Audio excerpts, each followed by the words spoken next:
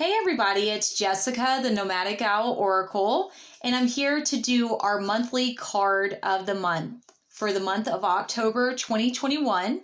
This is for the general collective, the general energy of what's coming in and what we need to know the most at this time for our highest good and highest light. Now keep in mind with my readings, timing is always fluid, so if it resonates for you at any point, whether it's now or later, it's still going to be for you in that moment. I do cuss at times, so if you don't like cuss words, please go ahead and click off of here because there's a chance I might actually cuss.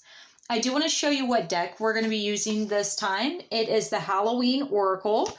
It's the month of October, my favorite month of the year, and I love all things spooky. So if you can't tell by my shirt and things like that, I will be posting all kinds of Halloween stuff because it's my absolute favorite.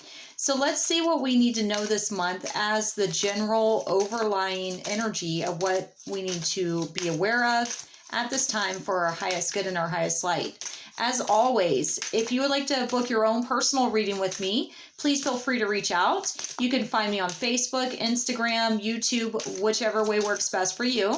And let's see what we need to know this time. All right. So we have the apple. It says risk and reward. So generally, apples represent a lot of abundance, fertility, growth, good luck, health, wisdom, prosperity, things like that. But the fact that this is talking about risk and reward, it's wanting you to know that if you're wanting things to change and you're wanting to manifest better, sometimes you have to be willing to take a risk. If you don't take a risk, then you may never know what's going to happen. You can just sit back and wait and then things don't happen, or you can be willing to be like that leap of faith, that fool that takes that action that's necessary to help you through the circumstances. The fact that there is a heart on this might be speaking of love, taking a leap of faith towards something that you really love, that's really abundant, that can bring you a lot of prosperity, a lot of happiness, a lot of joy, possibly, might be very, very important in this month. The fact is, we are still in Mercury retrograde until the 16th or 18th of this month. I believe it's the 18th of this month. So keep that in mind. It's not really the best time to make major changes, major shifts, major, declarations of things that you're going to do. Instead, it's more about like kind of sitting back, reevaluating, seeing where you want to go, and then moving forward from there. So maybe that's what this is, the risk and reward, weighing out the pros and cons of a situation. Is it worth you staying in, or is it better to move on? Things such as that.